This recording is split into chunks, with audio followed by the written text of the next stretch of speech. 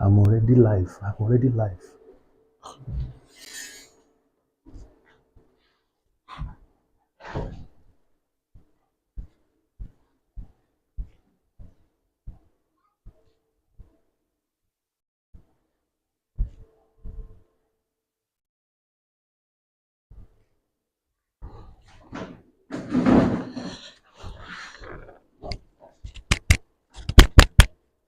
So, good afternoon, viewers at home and students. This is another opportunity to meet again, once again, on this educational series of Omega Bio-Edutainment.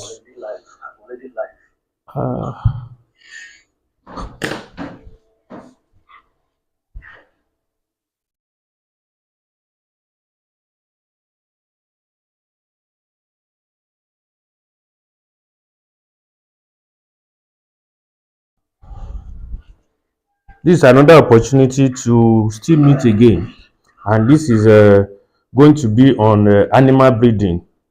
Definitely, this is going to be the second lecture we are going to be having. The first one was held at Omega Bio-Nexus, and this one is taking place at Omega Bio-Edutainment. Today again, the last time we met, we really discussed and talked about the history and the major milestones in animal breeding. So, in that, we are able to actually look at what animal breeding is all about, which is the science and the art of selecting parent plants in order to be able to have a very favorable in terms of quality as well as a quantity uh, offspring. So I told us that animal breeding actually started in a long, long time ago when man began to rationalize that they actually wanted a specific male animal to mate with their domestic animal or any other animal, so to say. So animal breeding is breeding for its purpose.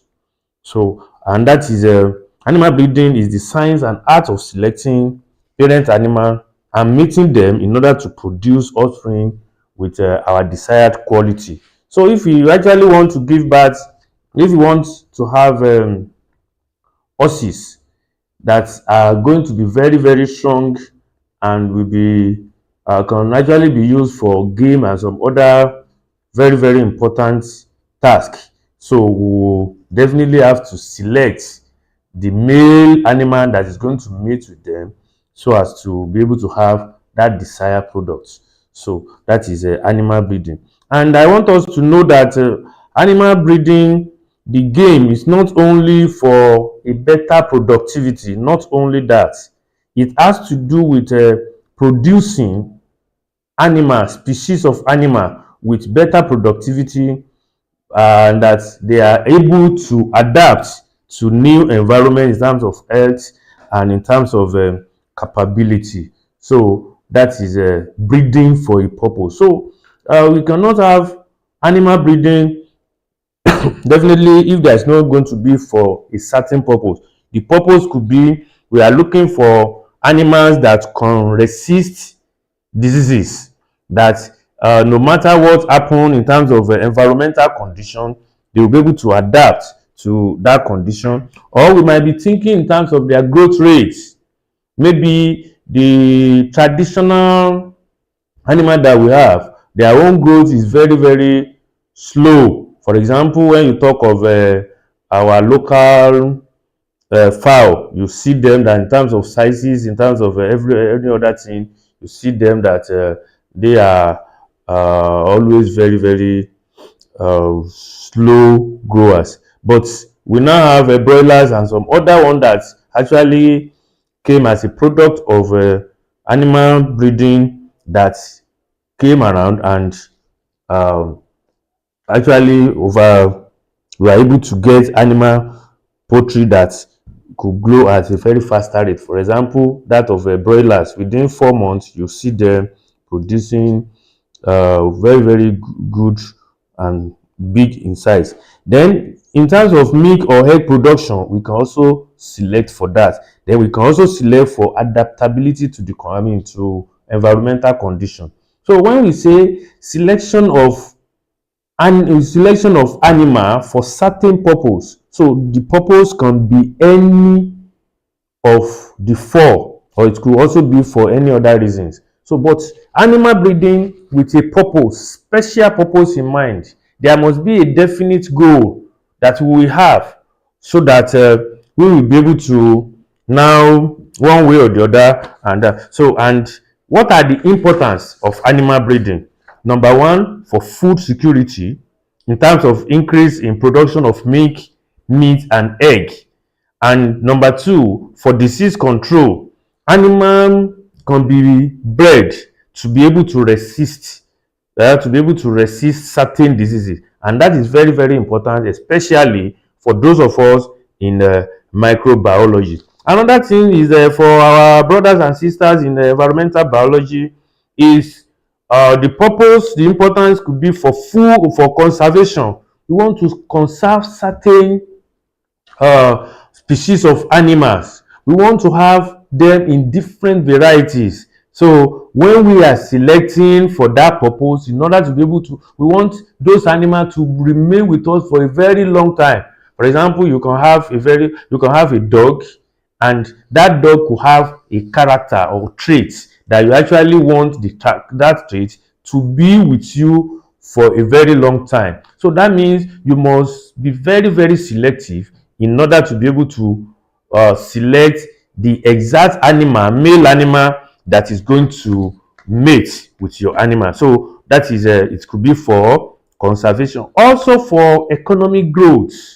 For example, that issue of if you have animals that could lay as much egg as possible, as many eggs as possible within a very short period of time, I think what we want to do is to be able to produce them for economic reason. So important, it could be for economic reason. I said it could be for food security, disease control, for conservation of species, in terms of biodiversity, and lastly for economic growth. So we look at all this when we introduce us in the introductory part of this course. So there are basic terms and terminologies that you must be acquainted with whenever you want to study animal breeding. And it's just like genetics, because we are already talking, there can never be any breeding if you are not selective. So, and don't forget that all those characters, there are some characters that no matter how you can choose them, if they are non-hereditary, that means you might just choose them, they might not be able to be passed from parent to offspring. That is why you need a bit of genetics, and that's why they call this course applied genetics. So by now, I'm very sure that you know what a trait is. These are observable characteristics of animals. This could be in form of their weight, it could be in form of milk yield, egg production, it could be in terms of strength, and so on. And like I said, there are some traits that are heritable and some traits are not hereditary. So we in this course, whenever we talk about any trait, you should know that we are referring to any set of characters that can be passed from parent to offspring. Then number two, you need to be familiar with genotype. At this level, you know that a genotype is the genetic makeup of the animal. So if you come across that word genotype, you should know that we are actually referring to nothing but the genetic composition, the totality of genetic in any animal. And when we are talking of a phenotype, that is the observable appearance, physical appearance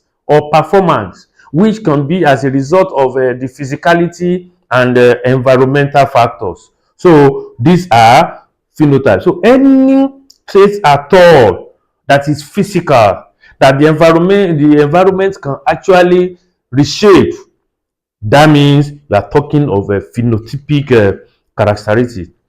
And we will also come across heritability. Heritability is the likelihood that a trait will be passed from parent to offspring. I have mentioned it that there are some traits that are non-hereditary. So, and the science of heritability is what is called genetics. So then you come across selection over time and over time, almost every time, because when you select, you are selecting for its purpose, and that is the essence of animal breeding, animal rearing, growing. So you are selecting. So these are the choosing animals that become desired, that are desired for certain characters. So, and just like I said, you will also come across what is called breeding value. Why do you breed? Why do we have to improve on animals? So I've given you like 4 different importance or application or reasons why we must breed animals. We breed them. In fact, there are some that are bred because, for hunting purpose, for game reserve, for sports and culture. So there are certain times that there are certain animals that when you see them, they will normally use them in all these traditional festival. So it's for a culture. So for example, now you see anytime Christmas is actually coming, people will be talking about chicken. Chicken is more popular than when you talk of a cow and any other one. So that means as a breeder towards the time of Christmas, you should be breeding for that special purpose to fit into that occasion. So, and that is what is called the breeding value. So the value of an animal as a parent is very, very important. So just like I said, today we are going straight into the main techniques. What are the main techniques that you as an animal breeder you need to be familiar with in animal breeding? Basically, we are going to talk of seven. Let me first of all mention them, then later on we'll begin to fleshing them up, as well as making a kind of more comprehensive note on each one of them. The first one is a genetic. The first and the foundational, the most fundamental techniques that you must have, that you must know, that you must study, is genetic selection. You must make sure that is the first technique. The first technique of animal breeding is genetic selection. So your selection must be based on two physical, or let me say two factors, which could be genomic as well as phenotypic. We are going to look at this in much detail by the time we go on. Then number 2, record keeping and performance recording. Whenever you are keeping an animal, or you are keeping an animal, you want to breed animal, there are certain times that you need to keep accurate record of them. In the discussion about the history and milestones of animal breeding, there was a time that record keeping was first introduced into the subject of animal breeding, and that is the reason why that up to today, if you want to grow animals, we have to keep accurate record of them. How many of our animals that are all together, the population all together, male and female ratio? Then what are those animals that have different types of characteristics that we actually need to improve on? So another word for animal breeding is animal improvements. Animal improvement. You are thinking of improving the performance and the quality of animals. So that is why. So the second method, the second techniques, apart from genetic selection, should be your ability to keep accurate record about performance of your animals. So then Number 3 is crossbreeding and hybrid breeding. You should be able to crossbreed them. You can when you are talking of crossbreeding, that means you are breeding from very close. It might not necessarily be the same species. It might not be a fertilization between very close species. It might be a kind of a fertilization between one species and another one. For example, the issue of a bull is as a result of a crossing between, I think, between cattle and horse. I don't know. Okay, but that is a crossbreeding. So you need to be familiar. You need to be familiar with crossbreeding techniques and hybrid breeding as well. Then number 4, AI, that is artificial insemination. That is very, very important for you as an animal breeder. So you need to be familiar with what is called artificial insemination. We are going to start fleshing up all this as we go on. Then the number 5th technique we are going to also examine is embryo transfer and advanced biotechnology. So by the time you hear this, you will know that already we are talking of modern. We are already moving from traditional to the modern way of modern techniques in breeding animal. So number 6 is inbreeding. So this has to be controlled. We are going to see the reason why it has to be controlled. It has some ethical reasons, and that is the reason why that it has to be the breeding has to be carried out with some cautions. So we are going to see all this as we go on. Then we are going to the last one, which is called outbreeding, or what you can call outcrossing. So we are going to see all this as we also go on. So these are seven very, very common method or techniques in animal breeding, although there are others one that are more modern. For example, we make use of cloning, we make use of CRISPR and gene editing. That is modern. We have a sexed semen, and we have marker assisted selection, that is MAS. So all these are not as as important as the first 7 that we actually mentioned. So let us begin to pick them one after the other, and I'm going to be very, very brief because I don't want this video to be unnecessarily too long, so that by the time we relax at home, we'll be able to have time to actually listen to very vital and important points in this. So don't forget that this course is animal breeding, and this is going to be the second lecture in animal breeding.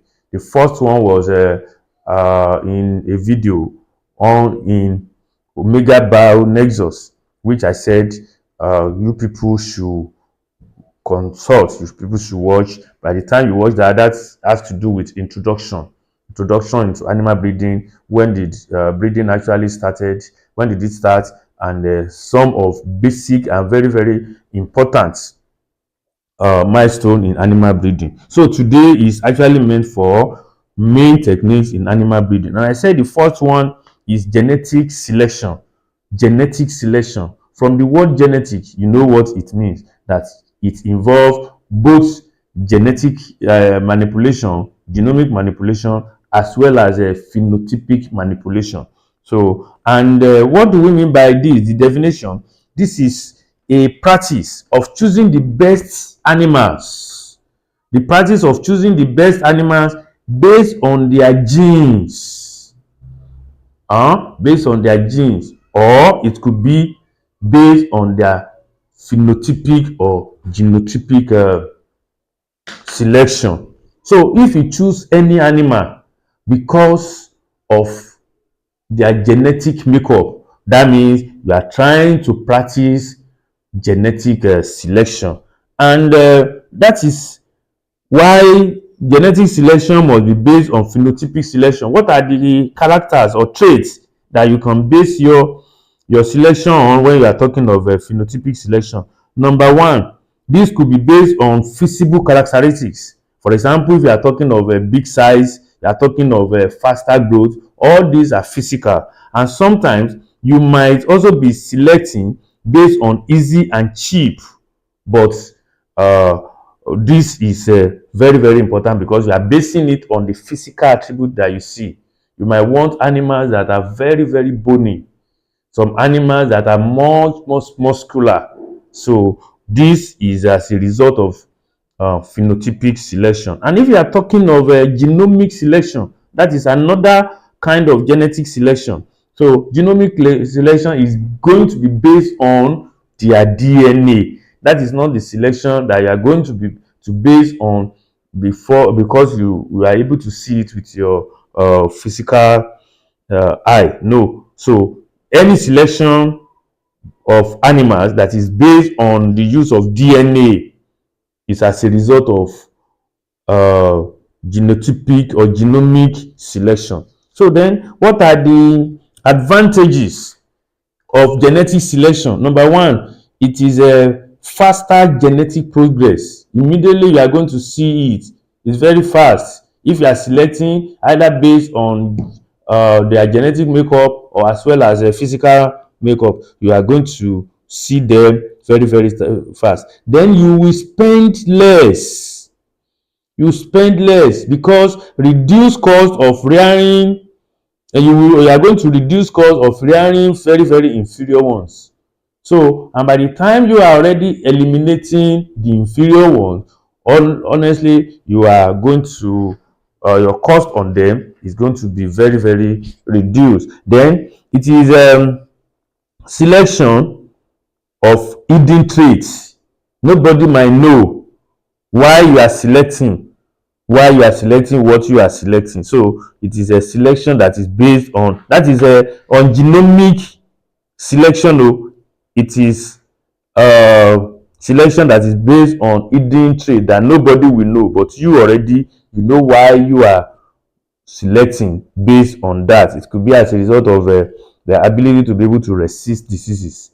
So you can't just use your physical, you can't use any physical means to be able to determine which animal is best fit in terms of their ability to resist diseases. Then the next one is environmental. Okay, so don't forget that I said this class is actually meant for both environmental biology as well as microbiology. So in environmental biology perspective, it helps to maintain genetic diversity. When you are selecting based on genetic selection, you are maintaining genetic diversity. And if you are also selecting, you are making use of traits that will enhance them, that will allow this animal to be able to adapt very fast, that they will be able to adapt very well into any environment. So this will involve environmental adaptability.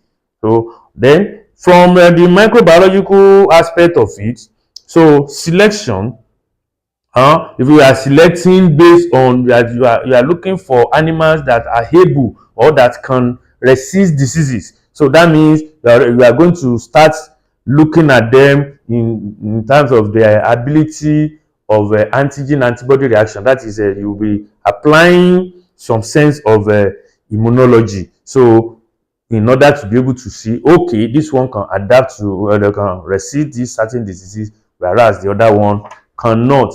So that is that about genetic selection, which has to be genomic. We can be either genomic or phenotypic. So let's go to the second one, which has to do with record keeping and performance recording. I told you that accurate record keeping is as very, very important as keeping the animal or rearing the animal for that same purpose. So what do we mean by record keeping in animal breeding? So record keeping is going to allow us to have a detailed record of each animal origin, their performance, as well as their health.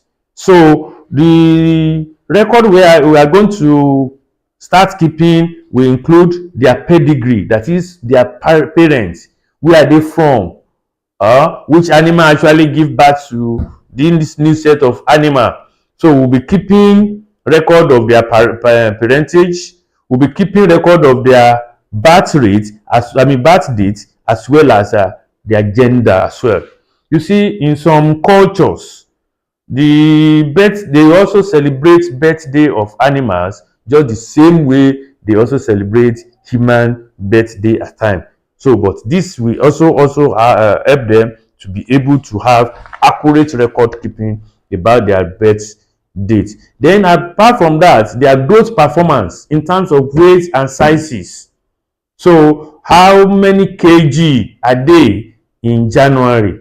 So that one will be able to tell us how would they weigh when it is in the next few months. So you document sizes, you document their weight as well. Then apart from that, the veterinary doctors, their veterinary record also include their health conditions.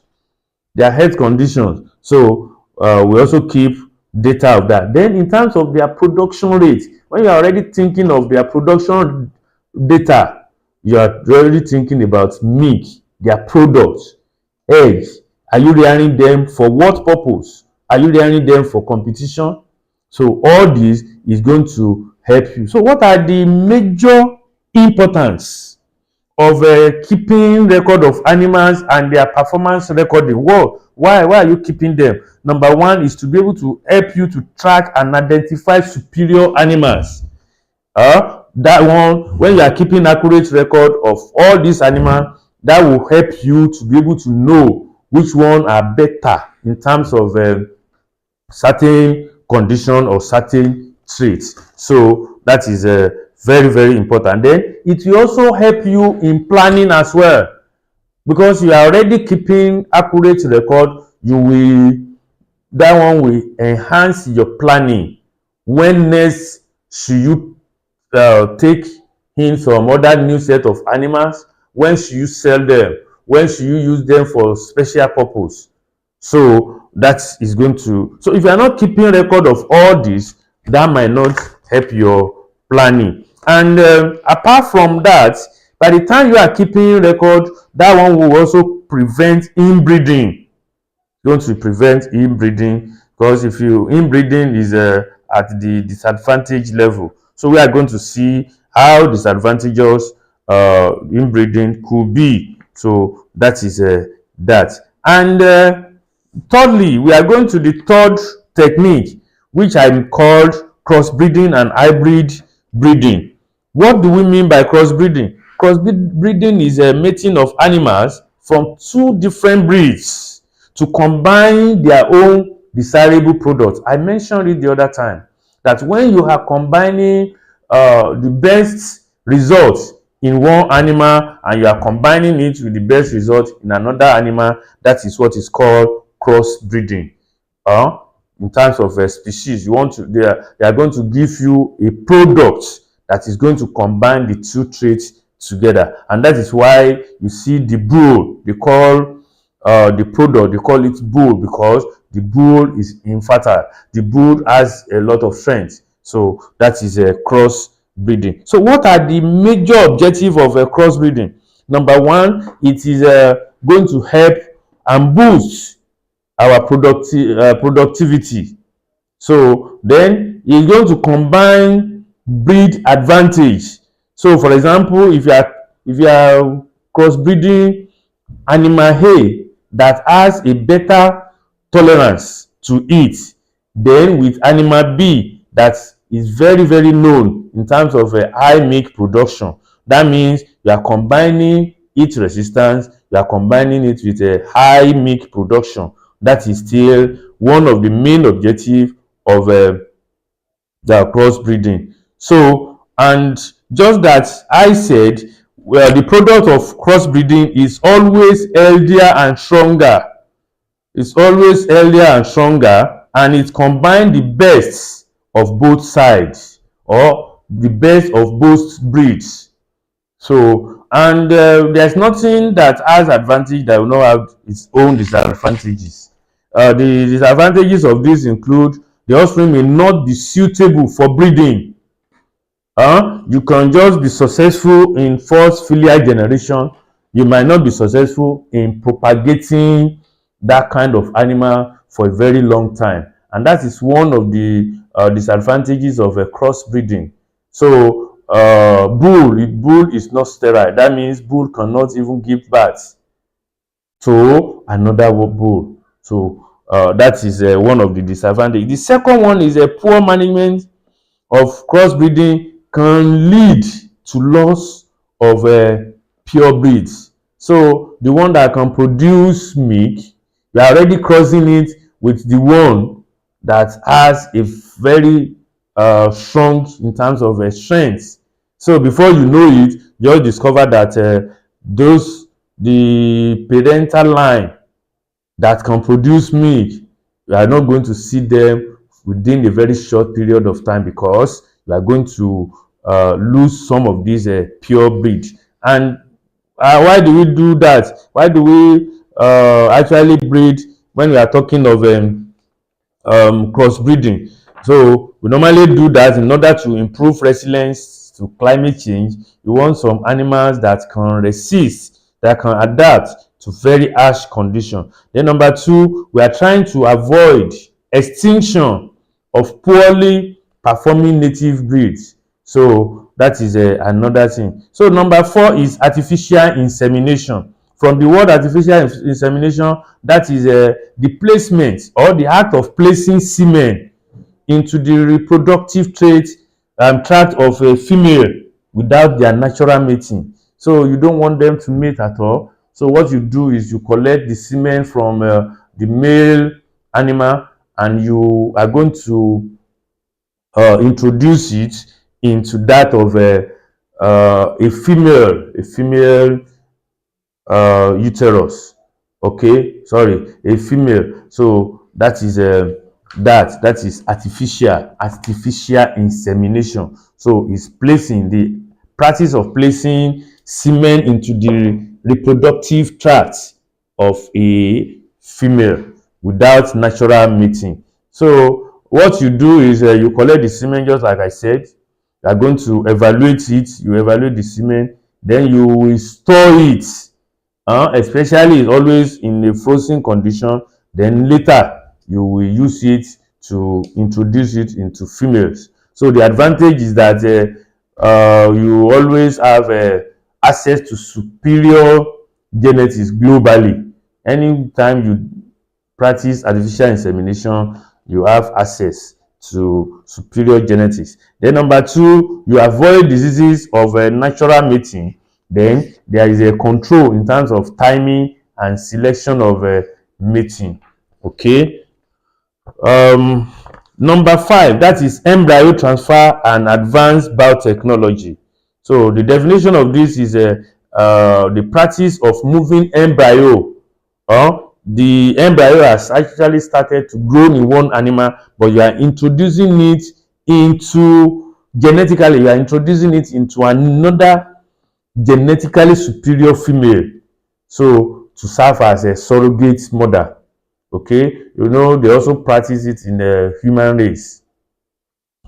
Somebody who is very, very poor, the person will just one way or the other will bring up the child, and at a point in time they will just go and pay the person to they will pay the person, and in order to be able to have to be the surrogate mother. So the same thing that is also practicable in animal breeding as well. That is act of moving the embryo from genetically superior female to a female surrogate. So the first thing that is going to involve is the female will be induced. They will give them a lot of treatments, injection, and they will have the ability to produce multiple eggs. And by the time they produce multiple eggs, the fertilized embryo are collected and implanted into other females. And there are different advantages and disadvantages of all this. The advantages include increased offspring from superior females. It also leads to preservation of valuable genetics, easy movement of genetic material between countries, because it is what is practicable irrespective of the boundary, that is in terms of physical land boundary. So number 6, because of our time, is inbreeding. Inbreeding is when you are breeding animals of closely related species, when you are breeding them together. So, and why do you normally do that? In order to be able to fix desirable traits in a breed. When you have noticed that there is a certain breed of animals that one way or the other, they are inferior. So what you do is you will look for a way of improving the desired traits. So, and there are risks that I told you that for ethical reasons, this has to be practiced with caution. So, because it is going to increase the chances of giving birth or having more of genetic disorders. Then it reduces fertility as well as reduces vigors. So that is that about inbreeding, which has to be avoided. And lastly is outbreeding, or what you can call outcrossing. So this is breeding of unrelated animals within the same breed or population. So, and this one will allow us to be able to maintain genetic diversity as well as reduces risk of genetic diseases. So that is what is called outbreeding. So in other words, so far so good in this course. We have been able to see a lot of different types of techniques that we can use in improving our animals, in improving our breed, in order to be able to have them or rare animal for certain desired products. We have just mentioned 7. I said we also have other ones that are more modern, most trending, like CRISPR and gene editing, as well as cloning, sex semen, marker associated selection, and so on and so forth. So don't forget, animal breeding is not just a science. It's not just a science. It's not just an art. So animal breeding combine both science of genetics as well as a practical livestock rearing. So that is why if you do not have knowledge, if you don't have knowledge about genetics, you might find it very, very difficult to be a good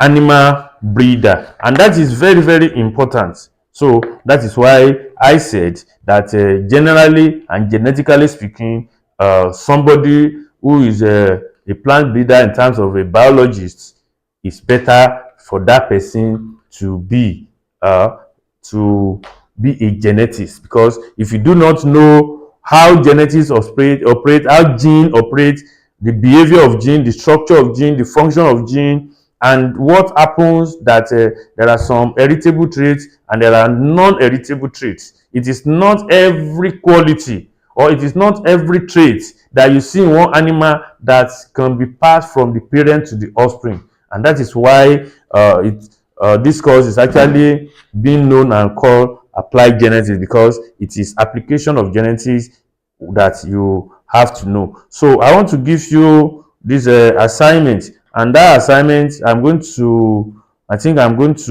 leave them in the comment section. So number 1 is that you should be able to define gene selection and give 2 advantages. So I'm going to put down all this. Then I want you to know, to relate your course of study. I want you to relate microbiology, because we have microbiology and environmental biology. Relate plant animal breeding to your course of study. What are those? How can you apply your being an environmental biologist as well as being a microbiologist? What knowledge can you bring into the practice of animal breeding? So all these are going to be part of what is going to be left in your in the comment section. Then apart from that, the techniques that we have applied today. I'm going to give you 6 animals like cattle, sheep, goats, pigs, horses, and poultry. So I want you to really give me how can you apply these seven techniques in those set of animals. So, and that is where I want to stop today. I've told you that unnecessarily I don't want to lengthen this lecture section so that we'll be able to have time to do other things. And your submission of that assignment is going to be